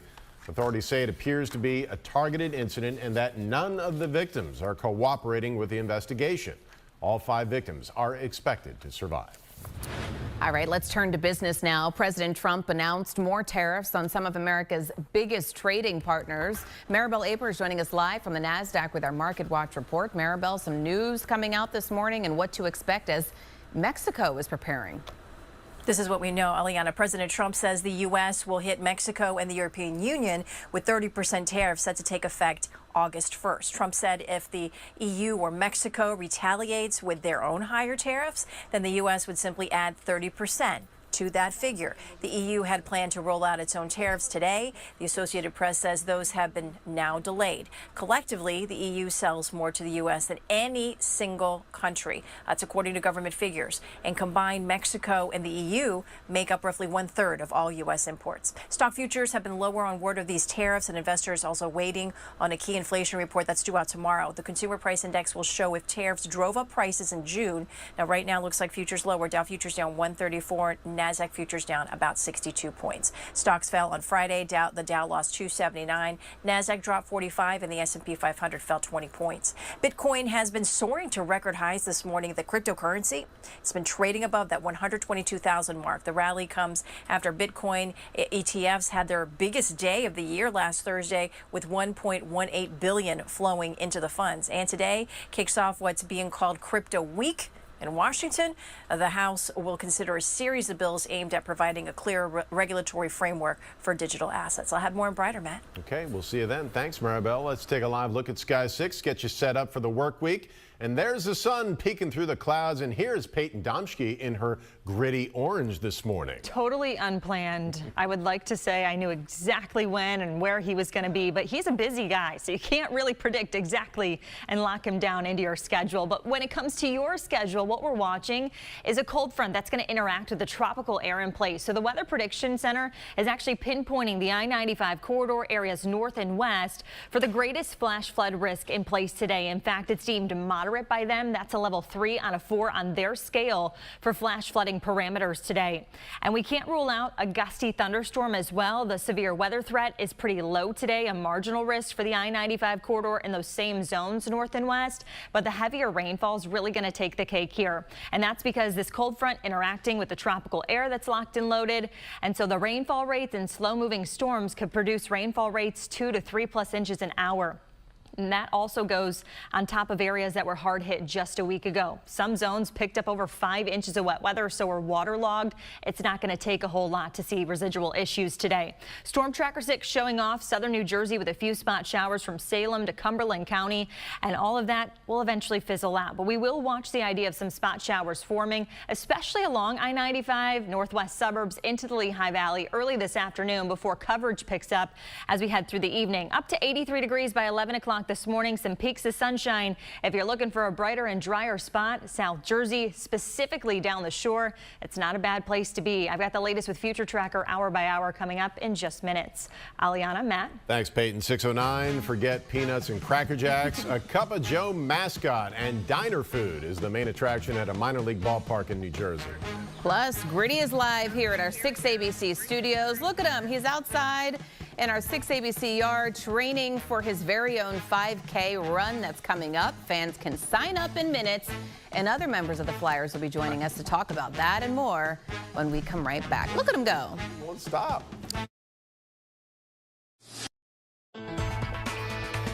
We had a pretty doggone nice weekend down the shore. I hope you enjoyed yours. Some people have to get back from the shore this morning, so I expect 42 northbound to be extra busy again. So far, it's not too bad as you head up toward the Walt Whitman Bridge. What is not so good is 295 northbound. It's construction that was supposed to clear right around 6 o'clock, but we're still seeing some speeds in the teens there as you head northbound through Mercer County toward Route 1. They should be out of there any time. East Norton, we're getting word of a new crash at Stanbridge Street at Stony Creek Road. At least our crash here in Conshohocken along Ridge Pike, where you turn to go into the IKEA, is cleared out of the way. And it looks like if you're heading toward Westchester, our wreck on 202 northbound here by Matlack, that was right behind the tree.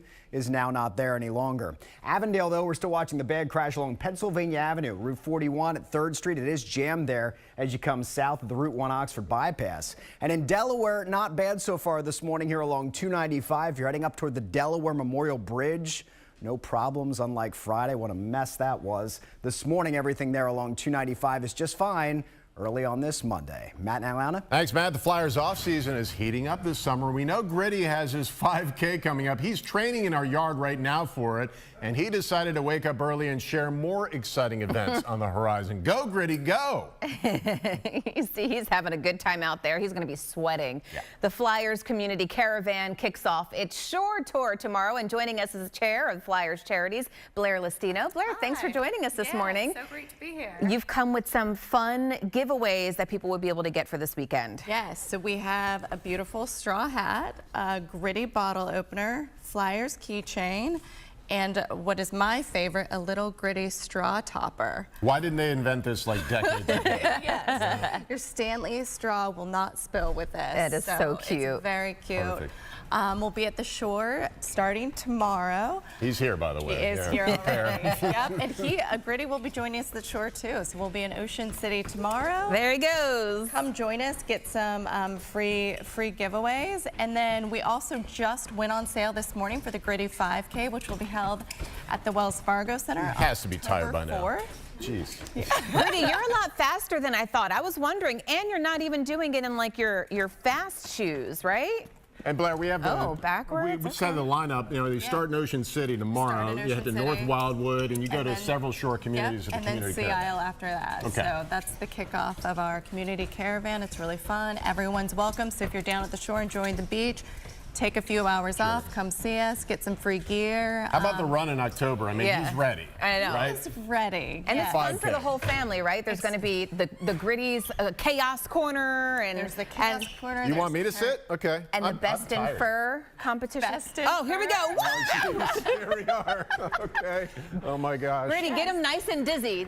These 360s. Remember, did I up my health insurance? Don't worry. If there's any accidents, I'm sure Workman's Comp will cover you. Yeah. But a lot of fun for the entire family. For the a lot of fun for the entire family. Right into the wall. Push you around? Yeah. Here we go. Ready? Yeah. You fit? I don't know if all that back can fit on that chair. Let's sorry. see, Gritty. I'm sorry. No. Here, I'll there push we him go. Right across. You ready? 1, 2, Matt's also ready. 3. Woo! There we go, Gritty. Oh, and he just jumps up and okay, there we go. What does he think about Porter Martone, the first-round draft pick? Well, you gonna score some goals or what? I hope so. You know, I think we had a great draft. We had we picked some big players, and you know, I think all of our players are coming up through the ranks, and our team is just growing. Make sure they take a job. Gritty, I'm coming with you. You can come if you buy Wait for me. I'm coming. The Gritty 5K. You can come see that afternoon a preseason game with us. And then you'll also get a ticket to another regular season game. He's done probably 5 laps. Gritty, in the you want to trade shoes? He's on his 7th here in the studio. Gritty, thank you for joining us. Blair Listino from the Flyers, thank you for joining us. Community Caravan starts tomorrow in Ocean City. Gritty, thank you. So energetic. Thank you. I got my steps in too. All right. I'm going to continue to hide over here. You guys can have all the fun you want over there because there's a lot to get to through the forecast. At the shore, taking you out to Margate right now. It is pretty picture perfect when it comes to a summertime morning around here. No dolphins being spotted by my eyes this morning on this fishing pier view. But the next big thing we're tracking is the addition of heavy rainfall in spots today. It's a possibility here, all thanks to a cold front approaching the area. Again, the air right now is completely saturated, so a lot of available moisture for this front to work as a trigger mechanism to spark some heavy drenching downpours. And the Weather Prediction Center is watching the I-95 corridor and areas west from Lancaster up through Allentown for the greatest flash flooding parameters here. Rainfall rates could be training in nature, 2 to 3+ inches an hour here. That's a lot of rainfall in a hurry. Here he goes. He's still making his laps around here. A flood watch, Gritty, not orange here, but green across the area for the I-95 corridor, areas north and west. This is for the afternoon and the evening. Storm Tracker 6, good thing there's not a lot to talk about as Gritty runs about this morning. We had a few spot showers through Salem and Cumberland County that have really fizzled out here. With Future Tracker, we keep the idea of some spot showers forming, all thanks to some sunshine peeking out, the daytime heating, and that front interaction here is going to spark some heavier downpours. Again, these sit for a while in one area, and they're not going to let up. Not everyone sees the intensity. I think this starts to lose momentum by the time it hits I-95 and then areas east. So 8 o'clock, remember our sunset is at 8:30. The coverage looks to fizzle here. That's diurnal heating. We basically have that on-off switch with the sunshine, and then during the overnight, things will start to quiet down. 77 for Philadelphia right now, but that wall of water's out there. We've got the clouds above. It's a little brighter down the shore, as I mentioned. 76 in Sea Isle, 75 in Dover, Delaware, 74 right now in Lancaster. We're back in the 80s by 10 o'clock this morning, and that's where we actually stay today, up to about 85 degrees, 1 o'clock this afternoon. So a spot shower this morning, giving way to some sunshine. I think it's cloudier inland, a little brighter down the shore with scattered downpours, especially from I-95 areas to the north and west. How many times can I say I-95? It's an important spot today. It's really the marker as to who sees the wet weather and its full intensity and who doesn't. So in your exclusive AccuWeather 7-day forecast, 86 today, 88 tomorrow with an isolated storm threat, especially east. I think we could see some of these develop along the shore. Around 89 for Wednesday. Still stray storms in the forecast for the Atlantic City Air Show, which is set to have practice tomorrow, the main event on Wednesday. More heat and humidity for Thursday, and the boys of summer are back in town on Friday.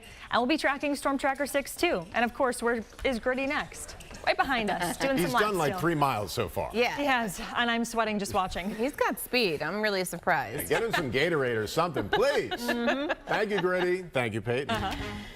It's 6:20 on this Monday morning. We're having a good time here. The Phillies select a pitcher in the first round of the MLB draft. We're going to introduce you to the pick in our next half hour. And a beautiful noise indeed.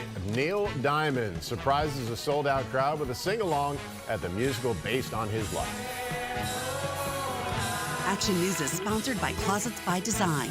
Your home totally organized. Free in-home design consultations with 40% off and free installation, plus an extra 15% off. Visit closetsbydesign.com today. Things were more than so good for a crowd of theater goers in Los Angeles. They had come out to see A Beautiful Noise, the Neil Diamond musical, but little did they know the music legend was right there with them in the audience.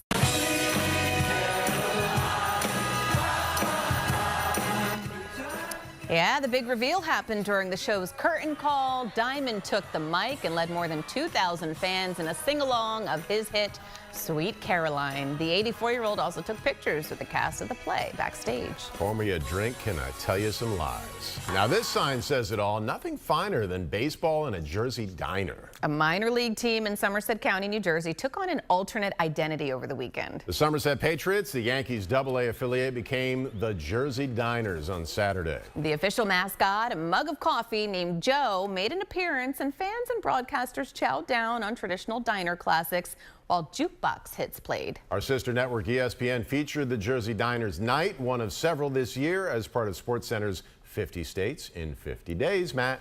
Lots of good things about Jersey, but those diners right at the top of the list. Good morning, guys. Out here on the Pennsylvania Turnpike, we very briefly had a fender bender here on the eastbound side by Fort Washington, Route 309. As you can see, it's cleared out of the way now, so you're fine heading eastbound over toward Norristown on the Turnpike. Talking transit this morning, of course, the Chestnut Hill East line remains suspended through just after Labor Day. Well, now the trolley tunnel blitz is also ongoing for about the next month. So all trolleys not running in the Center City Tunnel, they're being diverted to 40th and Market. From there, you can get the Market Frankfurt line.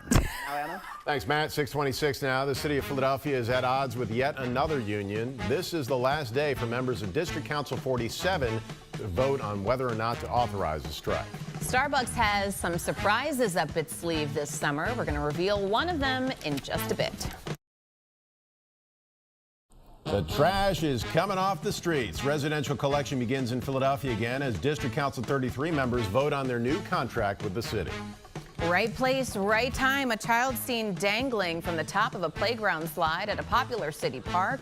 Luckily, some quick-thinking adults attending a family reunion jumped into action to help. The Phillies focused on pitching at the MLB draft, selecting a player who put on quite a show at the College World Series.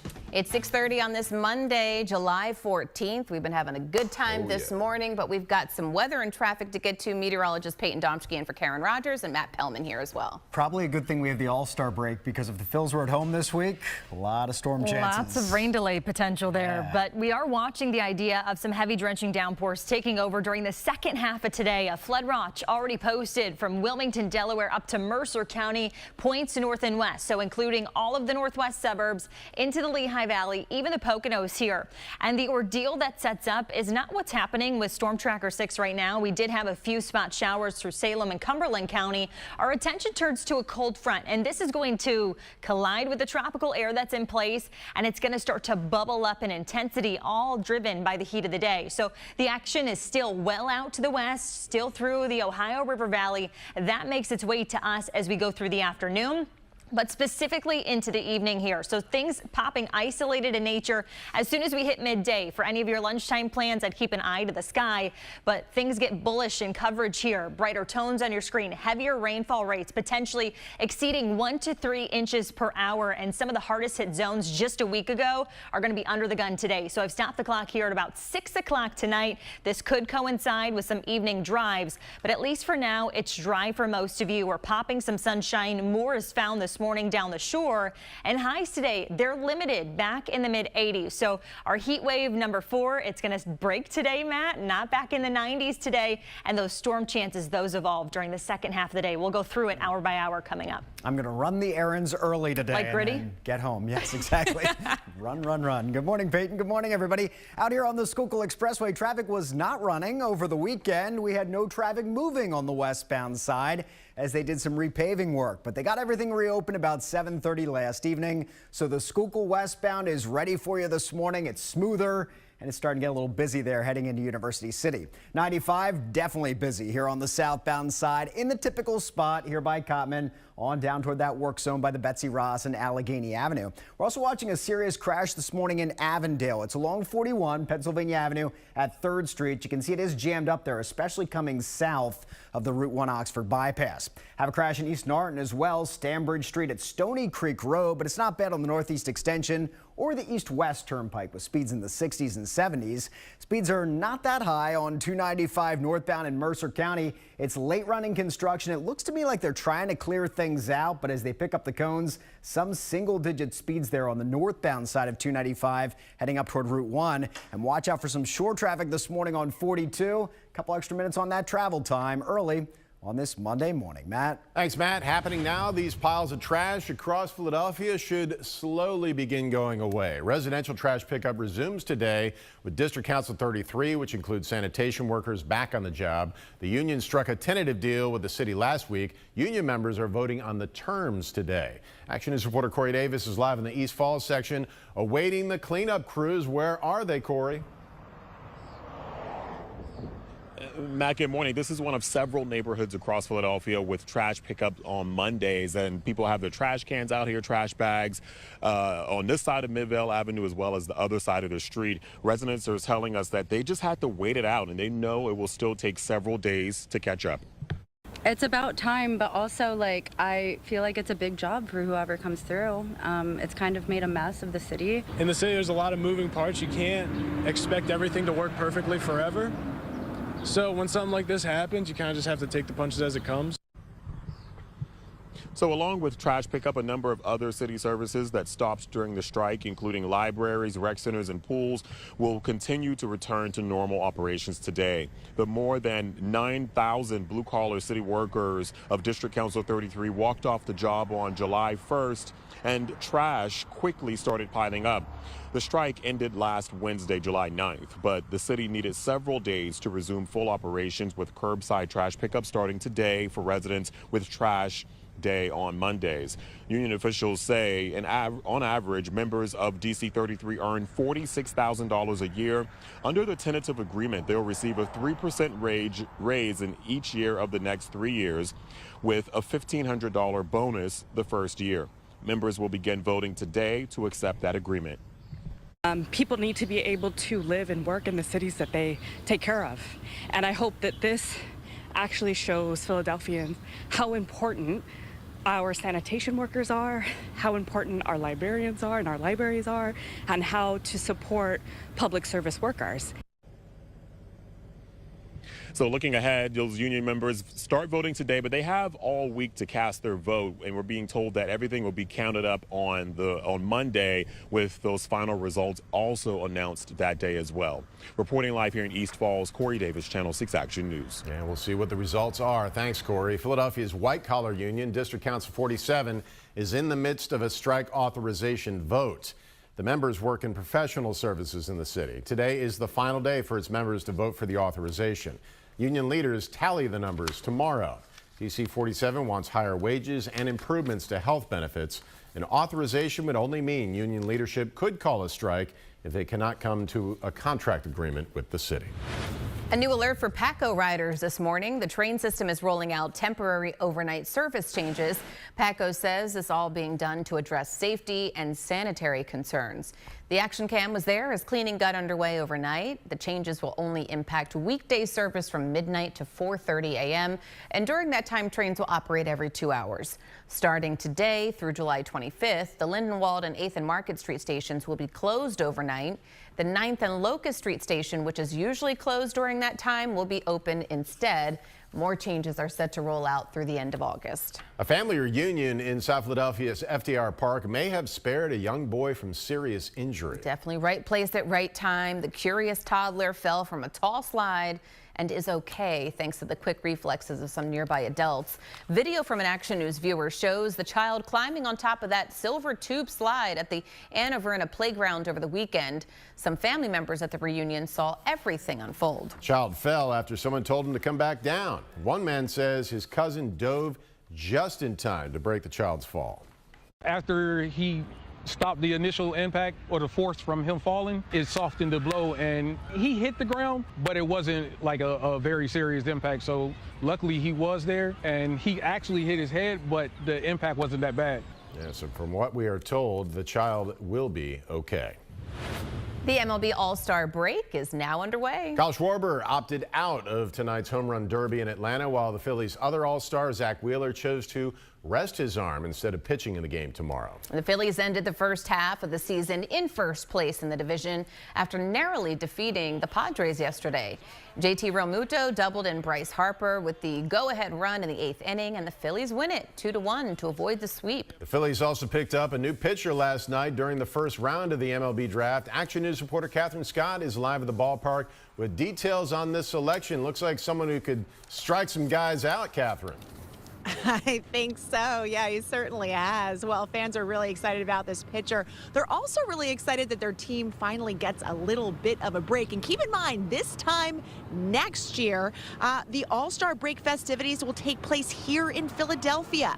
This year, the Phils eked out the divisional lead as they head into the All-Star break. And even though they were near the bottom of the draft picks, many fans are thinking the team did very well.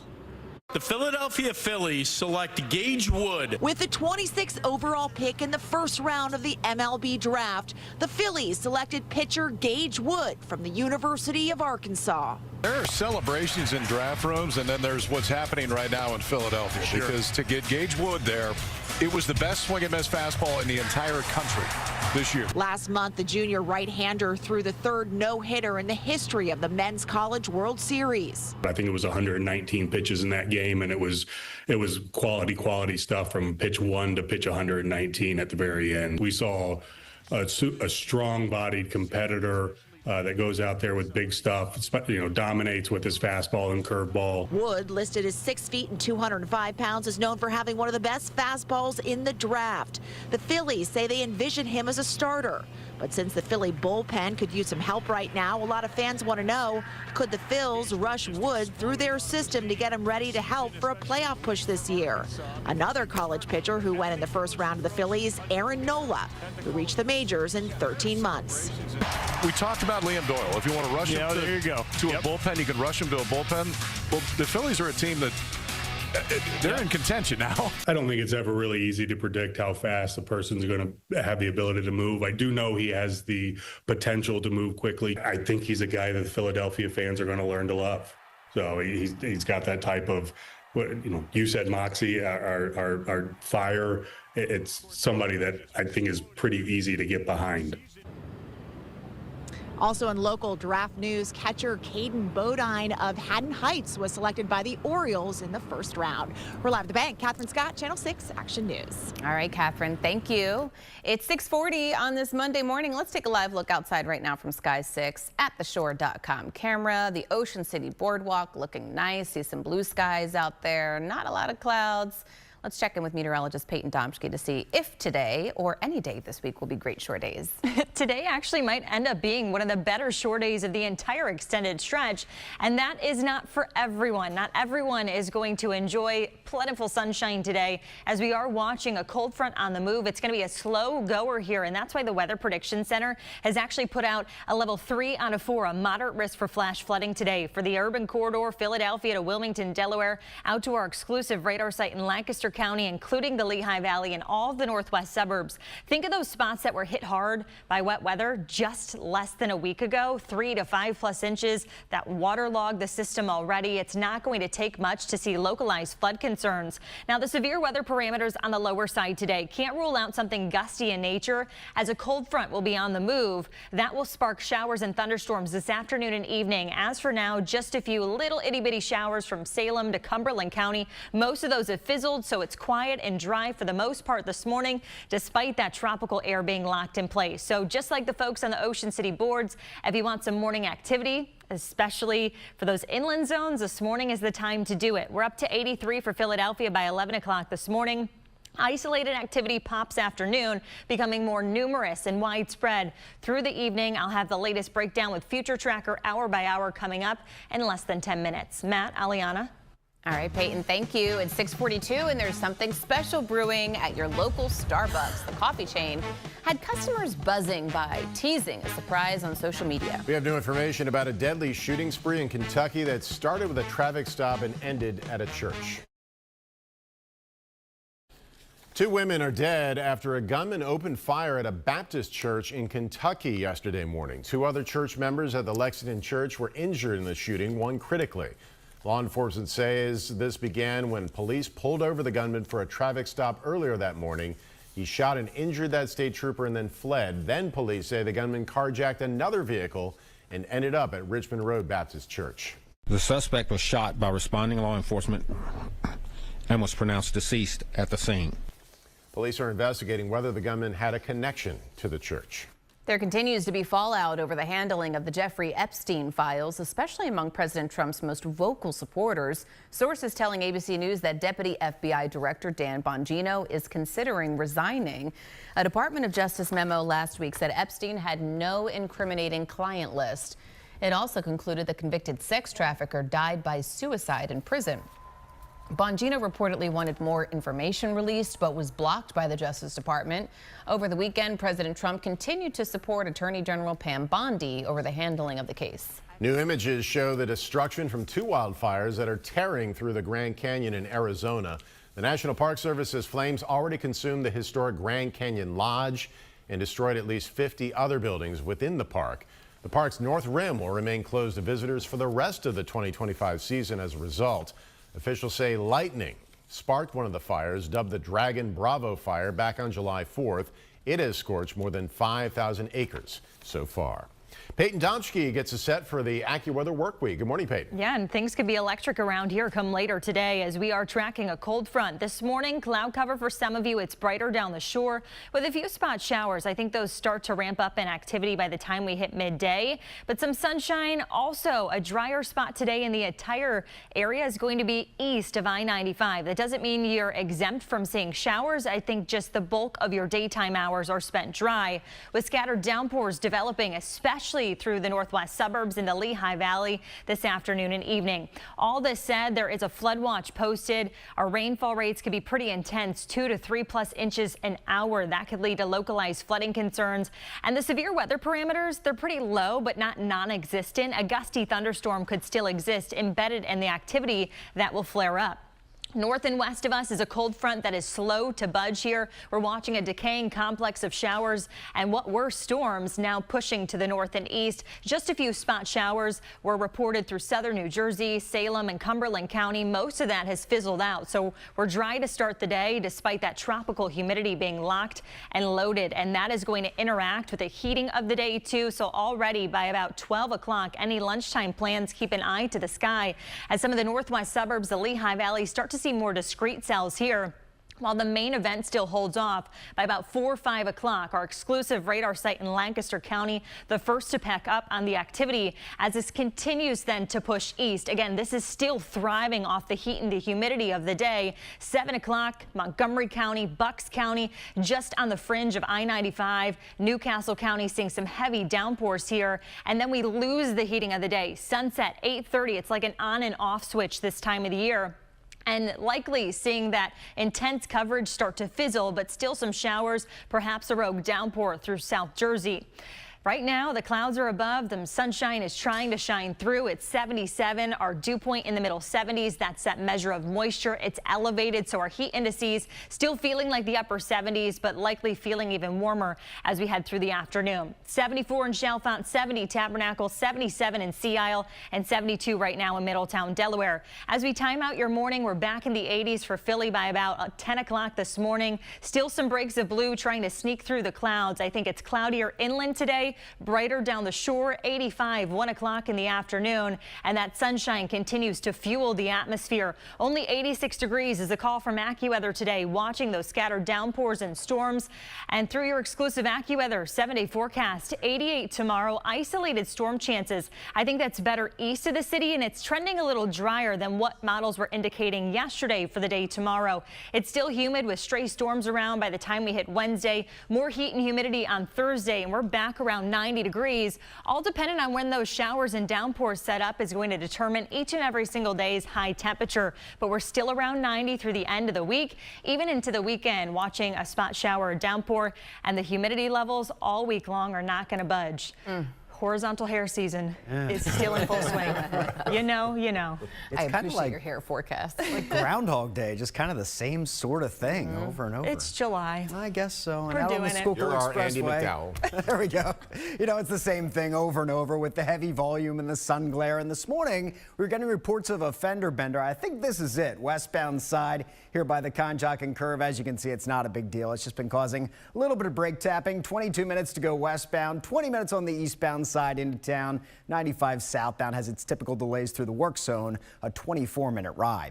Upper Salford, we're getting word of a new crash along Hendricks Road early this morning. And if you drive through East Coventry, I wanted to warn you, they're scheduled to close 7/24 today through early August, round the clock. The eastbound side coming away from 422. You might want to use 422 or High Street instead. And they're clearing the construction in Mercer County on the northbound side of 295, but still some slow speeds there as you pass through the Trenton area. Matt and Aliana? Thank you, Matt. Let's get a preview of Good Morning America. Robin Roberts has a look at what's coming up this morning. Robin, we've been monitoring some wild weather across the country, and you're keeping an eye on what's happening in the Grand Canyon. Aliana, Matt, yes, we're doing that. We're live at the Grand Canyon. In fact, two fast-moving wildfires are raging there. The White Sage Fire burning more than 40,000 acres. The Dragon Bravo Fire burning 5,000 acres. Firefighters were evacuated from the North Rim due to toxic gas. We are tracking the latest on that, plus flash flooding here in the Northeast. 50 million along the I-95 corridor on alert right now, and that new round of flooding for hard-hit Central Texas. We have you covered this morning. Also this morning, the latest fallout from President Trump's trade war after he announced 30% tariffs on Mexico and the EU, and why the price of fresh tomatoes could soar starting this morning. Got a reality check on the new trend in buying second-hand vacations. Is buying someone else's trip for a fraction of the price the best way to save on your dream destination? And we can, plus where you can find tax breaks on back-to-school gear. It's that time of the year coming up. Right here on GMA, Matt and Hand-me-down Aliana. vacations and hand-me-down gear. There you go. I've never heard of this like borrowed vacation. I'm really curious about it, Robin. Check it out. Tuning in. Yeah. Well, if you have a non-refundable vacation and then you go online and you auction it off. Got it. Okay. So it all makes sense. Yeah, we'll be watching. Thank you, Robin. And we just learned more about that surprise Starbucks that has been teasing on social media since the weekend. Minutes ago, it went live. So USA Today reports the coffee chain will now offer 4 so-called secret menu items directly on the app starting today.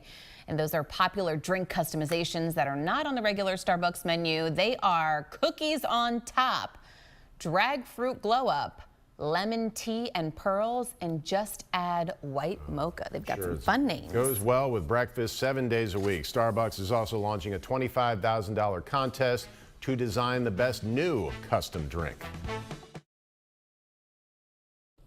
An event this weekend in Camden helped raise money for a little girl battling a rare heart condition. The strength of the community shined as dozens of family, friends, and even strangers came out in support of the family.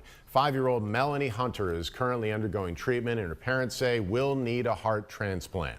Children at the event made friendship bracelets to lift her spirits and show love. Others enjoyed lemonade and music. It means the world that the community can get together and show so much love to us, especially in a dark time like this. A local Jeep club organized the event to help out Melanie's family with the mounting medical expenses. Action News is sponsored by Crossroads Hospice, providing patients with the support they need to live the highest quality of life possible. We're available for admissions 24 hours a day, 7 days a week, including holidays. Top stories at 6:58. Residential trash pickup is resuming in Philadelphia today after piling up for more than a week during a union workers' strike. Members of District Council 33 will begin voting on their contract with the city today. A 67-year-old man was shot and killed in a possible attempted carjacking in West Philadelphia. It happened at 63rd and Vine Streets at 5 p.m. The Phillies selected pitcher Gage Wood from the University of Arkansas with the 26th pick in the MLB draft. The junior threw a no-hitter in the College World Series this year. Matt? We're engaging and slowing along 42 as you head northbound, Matt. Some short traffic in the mix from Blackwood-Clementon Road up to this point at 295. Also jammed on 95, of course, heading south towards Center City. And there's a crash in Avondale, Route 41 at 3rd Street, all jammed up. Peyton? People might actually want to turn right back around and head back down the shore. It's one of the spots with the lowest risk of wet weather today.